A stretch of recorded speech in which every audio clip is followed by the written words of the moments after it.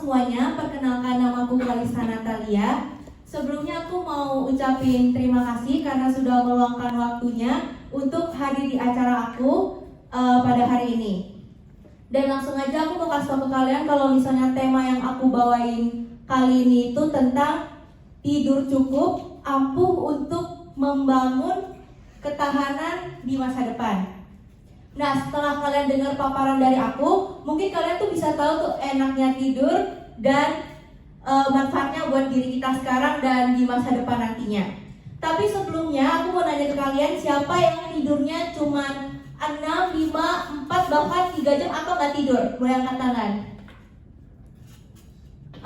Kalau aku boleh tahu alasannya apa ya? Scrolling TikTok, Insomnia, tugas. Ada lagi? Main game, maraton drakor.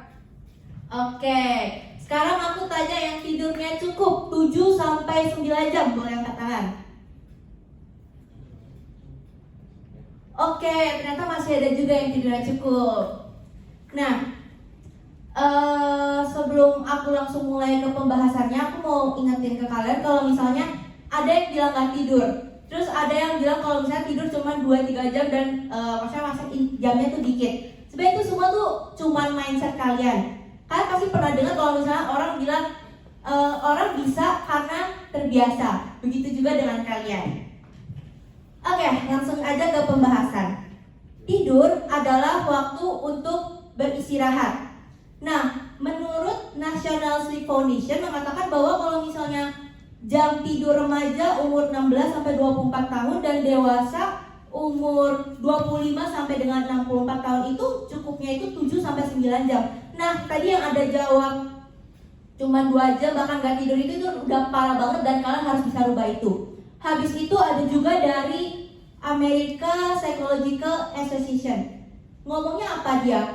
Dia tuh ngomong kalau misalnya tidur itu sama pentingnya dengan makan dan olahraga. Sedangkan kalian tahu apa itu pentingnya makan dan olahraga?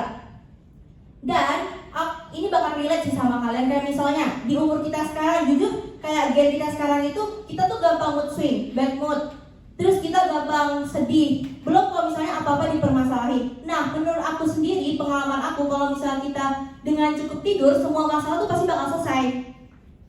Walaupun aku tahu misalnya kita orangnya beda-beda jenis, ada yang ambisius, ada yang kayak misalnya, oh aku harus selesai tugas ini sekarang, gak apa-apa kalau aku gak tidur.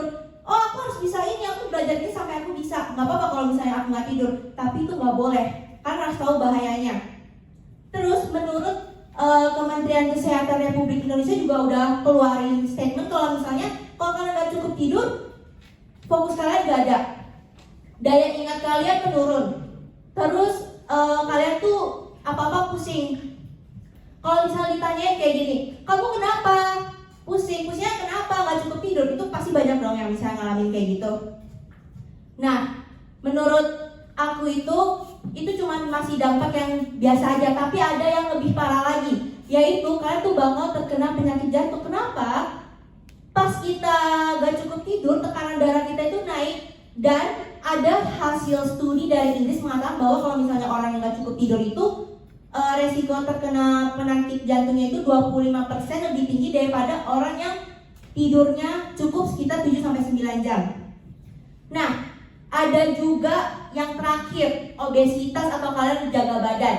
Nah, ini itu kalian dengan tidur aja kalian itu bisa membakar kalori. Tahu nggak sebesar apa? 5-20%. Menurut aku itu udah gede banget buat kalian yang mageran, kayak misalnya dengan kalian tidur doang aja kalian udah membakar kalori, betul? Nah, menurut aku kalian harus coba. Terus ini sesuai dengan pengalaman aku ya. Aku ada beberapa tips buat kalian biar bisa tidur cukup.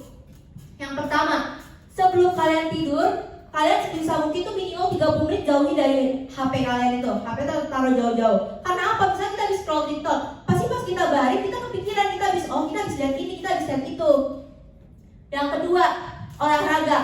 Kalian tahu kalau olahraga itu capek, otomatis kita tuh lebih cepat tidur dan plusnya itu tidur kita lebih pulas. Yang ketiga, hindari kafein. Jujur aku suka minum kopi, aku gak bisa kalau misalnya sehari pun aku gak minum kopi. Tapi aku membatasi diriku itu kayak misalnya, oh aku minum kopi maksimalnya jam 6 sore karena lewat dari itu aku tuh pasti udah gak bisa tidur. Yang keempat, kalian bisa coba baca buku sebelum tidur. Dan yang kelima, menurut aku ini penting, kerjain tugas kalian atau kerjaan kalian kalau misalnya tuh kalian tuh ada waktu luang. Kenapa? Karena kalau misalnya kalian gak kerjain pas sebelum kalian tidur, pasti kalian kepikiran kayak misalnya, oh iya aku belum kerjain tugas ini, terus aku ada deadline yang harus aku kumpulin. Jadi tuh kalian ujung-ujungnya kepikiran terus, dan juga gak dikerjain juga, ujungnya juga gak tidur.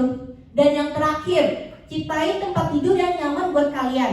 Kita taruh boneka, pakai bantal yang empuk, guling yang empuk, pokoknya yang selimut yang tebel, yang begitu.